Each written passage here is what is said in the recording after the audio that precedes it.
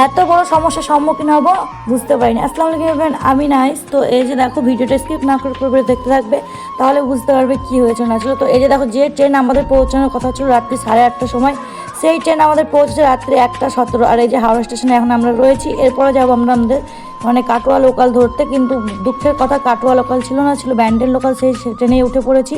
তো ব্যান্ডেলে এসে দেখি নাকি কাটোয়া লোকাল যেটা ছিল সেটাও ক্যান্সেল, তারপরেরটাও ক্যান্সেল। তো এই যে দেখো বসে আছি, আর এত ঠান্ডা, ঠান্ডা সব একদম কাঁপনি।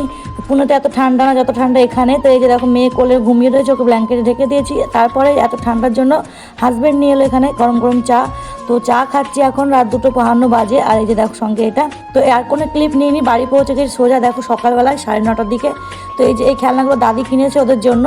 আর প্রতিবারে ওদের কাছে একটা আশা থাকে যে আমরা বাড়ি গেলেই আমার দাদি কিছু না কিছু খেলনা কিনে রাখবে নতুন নতুন। তো এটা প্রতিবারের একটা ওদের তো তারপর আর কোনো ক্লিপ নিইনি পুরো দিনে। এই যে দেখো সন্ধ্যাবেলায় গরম গরম চা খাচ্ছি। তো শরীরটা একটু খারাপ ছিল। তো ভিডিও কেমন লাগলো অবশ্যই কমেন্টে জানাবো। যারা নতুন সাবস্ক্রাইব করবে। তো চলো আজকের মতো এখানে, বাই বাই।